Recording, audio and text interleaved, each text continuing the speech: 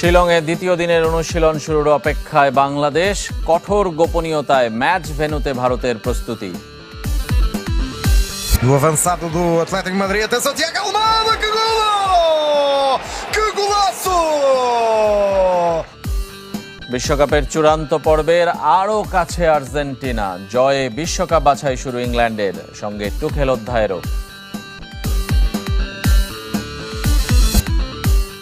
জমকালো আয়োজনে আইপিএল এর উদ্বোধন। এক মঞ্চে শাহরুখ কোহলি। উদ্বোধনী ম্যাচে টস হেরে ব্যাট করছে কলকাতা। শিলংয়ের অনিন্দ্য সুন্দর জওহরলাল নেহেরু স্টেডিয়ামের আন্তর্জাতিক অভিষেক হয়েছে এশিয়ান কাপ বাছাইয়ের বাংলাদেশ ম্যাচকে সামনে রেখে। তবে সেখানেই প্রথমবার বাংলাদেশ জার্সি গায়ে তুলবেন হামজা চৌধুরী। তাই তার এবং দেশের ফুটবল প্রিয়দের জন্য এই মাঠ হয়ে থাকতে পারে স্মরণীয়, যে মাঠ এখনো দেখার সুযোগ মেলেনি জামাল, তপু, হামজাদের। মেঘের রাজ্য মেঘালয়, রাজধানী শিলং পাহাড় বেষ্টিত পাহাড়ের ওপর এক নগরী। জওহরলাল নেহেরু স্পোর্টস কমপ্লেক্স এখানকার হোম অব স্পোর্টস। শীতল আবহাওয়ার শহরটিতে ফুটবল মাঠটি সমৃদ্ধ। 15,100 আসনের এই ভেন্যুতে 25 মার্চ এশিয়ান কাপ বাছাইয়ের তৃতীয় রাউন্ডে স্বাগতিক ভারতের মুখোমুখি হবে বাংলাদেশ। আন্তর্জাতিক স্বীকৃতির লক্ষ্যে সম্প্রতি ব্যাপক সংস্কার হয়েছে এখানে। ভারত বাংলাদেশ দুদলই এখন শিলংয়ে, তবে বাংলাদেশ ফুটবলারদের এখনও মাঠ দর্শনের সুযোগ হয়নি। ভারত দল অবশ্য এখানেই অনুশীলন করে, মালদ্বীপের সাথে প্রস্তুতি ম্যাচটাও এখানেই খেলেছে। সেটি ছিল এই ভেন্যুর প্রথম আন্তর্জাতিক ম্যাচ। ইন্ডিয়ান সুপার লিগে নর্থ ইস্ট ইউনাইটেডের হোম ভেন্যু, সবশেষ ডুরান্ড কাপের ভেন্যু ছিল শিলং। ঘাসের এই মাঠটি মেঘালয় ফুটবল দল ও শিলং লাজং এফসির হোম ভেন্যু। কমপ্লেক্সে অবশ্য অনুশীলনের জন্য দুটি আলাদা টার্ফ আছে। নাম জওহরলাল নেহেরু স্টেডিয়াম হলেও স্থানীয়দের কাছে পরিচিতি পোলো গ্রাউন্ড বা জেএন স্টেডিয়াম নামে। সময়ের সাথে সমৃদ্ধ হচ্ছে স্টেডিয়াম আর এর ইতিহাস। আরেক নতুনের অপেক্ষায় ভেন্যুটি। উপমহাদেশের সবচেয়ে হাই প্রোফাইল ফুটবলার হামজা চৌধুরীর বাংলাদেশ জার্সিতে অভিষেক হবে এখানে। বাংলাদেশের বিপক্ষে ম্যাচের আগে দুই পরিবর্তন আনলো ভারত। মালদ্বীপ ম্যাচে ইনজুরিতে ছিটকে গেছেন ব্রেন্ডন ফার্নান্দেস, তার পরিবর্তে জায়গা পেয়েছেন উদান্ত সিং। আর শেষ সময় প্রথমবারের মতো দলে ডাক পেয়েছেন মিডফিল্ডার ম্যাকার্টন লুইস নিক্সন।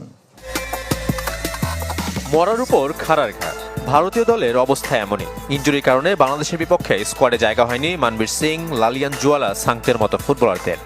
সুযোগ পেয়েও এবার ছিটকে গেলেন ব্রেন্ডন ফার্নান্দেস। মালদ্বীপের বিপক্ষে প্রস্তুতি ম্যাচে চোট পেয়েছেন এই অ্যাটাকিং মিডফিল্ডার। তার বদলে জায়গা হয়েছে উদান্ত সিংহের। শিলংয়ে যোগ দিয়েছেন দলের সাথে। এফসি গোয়ার এই উইঙ্গার সবশেষ ব্লু জার্সিতে খেলেছেন গেল বছর। আছে অর্ধশত ম্যাচ খেলার অভিজ্ঞতা। মানবীর সিং, লালিয়ান জুয়ালা না থাকায় ভারতের অ্যাটাকিংয়ে সমস্যা দেখছেন কোচ মানোলো মার্কুয়েস। শেষ মুহূর্তে প্রথমবারের মতো দলে ডাক পেয়েছেন ম্যাকার্টন লুইস নিক্সন। আইএসএলে দারুণ মৌসুম পার করছেন নর্থ ইস্ট ইউনাইটেডের এই মিডফিল্ডার। ছিলেন ডুরান্ড কাপ জয়ী দলের সদস্য। ভারতের সব পরিকল্পনাই হামজা চৌধুরীকে ঘিরে। বাংলাদেশ দলে হামজা যোগ দেয় অনুপ্রাণিত Bharat football ফেডারেশনও।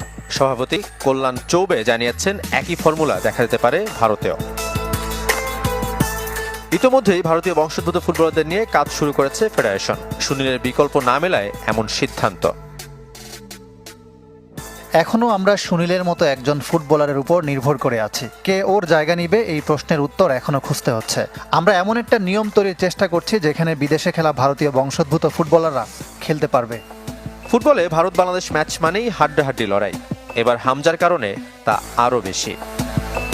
Dhaka premier league আলোক স্বল্পতায় পরিত্যক্ত দুই ম্যাচ। বিকেএসপিতে Gulshan cricket club legends of Rupganj আর রূপগঞ্জ টাইগার্স ব্রাদার্স ইউনিয়নের ম্যাচ শুরুই হতে পারেনি। মিরপুরের শ্বাসরুদ্ধকর ম্যাচে অগ্রণী ব্যাংককে 1 উইকেটে হারিয়েছে পারটেক্স। টস হেরে ব্যাট করতে নেমে অগ্রণীর টপ অর্ডারের কেউই বড় স্কোর করতে পারেননি।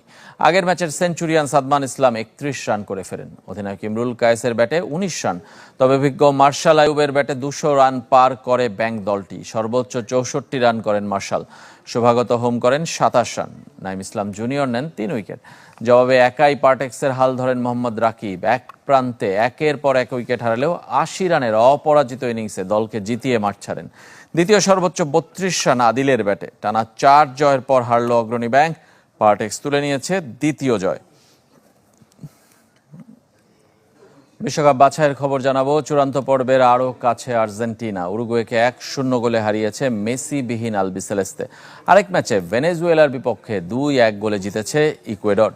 সেন্তেনারিওতে উরুগুয়ের বিপক্ষে বল পজিশনে পিছিয়ে থাকলেও আক্রমণে এগিয়ে ছিল আর্জেন্টিনা। তবে গোলমুখে 12 শটের মাত্র 4টি ছিল অন টার্গেট। 68 মিনিটে ম্যাচের একমাত্র গোলটি করেন থিয়াগো আলমাদা। ডিবক্সের বাইরে থেকে তার দৃষ্টিনন্দন শটে ডেডলক ভাঙে বিশ্ব চ্যাম্পিয়নরা। অতিরিক্ত সময়ে লাল কার্ড দেখে মাঠ ছাড়েন নিকো গঞ্জালেস। পুরো ম্যাচে 22টি ফাউল করেছেন দুই দলের ফুটবলাররা।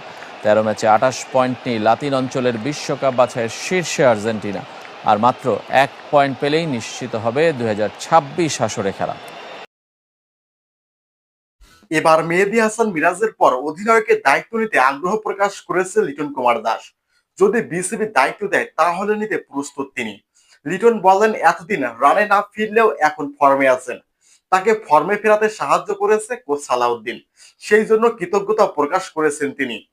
উইকেট রক্ষক ব্যাটসম্যান হিসেবে অধিনায়কের দায়িত্ব পালন করলে সেটা দলের জন্যই ভালো হবে। 3 ফরম্যাটের ক্যাপ্টেন নাজমুল হোসেন শান্ত চাপ কমাতেই গত জানুয়ারিতে টি-20 নেতৃত্ব ছেড়ে দিয়েছেন। পদটি এখন পর্যন্ত খালি আছে, যার জন্য কখনো মেহেদী হাসান মিরাজ আবার কখনো লিটন দাসের নাম আলোচনায় উঠে আসে। বাংলাদেশ সর্বশেষ টি-20 সিরিজ খেলেছে ওয়েস্ট ইন্ডিজের বিপক্ষে। শান্ত ইনজুরিতে থাকায় গত বছরের ডিসেম্বরে সেই সিরিজের দলকে নেতৃত্ব দিয়েছে লিটন কুমার দাস, যদিও টেস্ট এবং ওয়ানডেতে নেতৃত্ব দিয়েছে মেহেদী হাসান মিরাজ। লিটন সব মিলিয়ে বাংলাদেশ দলকে 12টি ম্যাচে নেতৃত্ব দিয়ে 7টিতে জিতিয়েছেন। এরই মধ্যে আছে আফগানিস্তানের বিপক্ষে একটা টেস্ট জয়। তিনি মনে করেন উইকেট কিপার অধিনায়ক হলে দল সুবিধা পাবে। না থাকে ম্যাক্সিমাম ফিল্ড সেট আপ কিন্তু সেই করে। আর একটা উইকেট কিপারের ভিশন সবচেয়ে ভালো হয়। আপনি যদি খেয়াল করে দেখেন যে একটা উইকেট কিপার যে থট দিতে পারবে একটা বলারকে, সে থটটা অন্য কেউ দিতে পারে না, বিকজ সে স্ট্রেট লাইনে থাকে এবং সে বুঝে। বিসিবি চাইলে লিটন দাস টি-20তে অধিনায়ক হতে প্রস্তুত। তিনি বলেন, সাকিব ভাই ক্যাপ্টেন ছিল, তখন আমি টানা 1 বছর ভাইস ক্যাপ্টেন ছিলাম। একটা টেস্টে ক্যাপ্টেন্সি করেছি।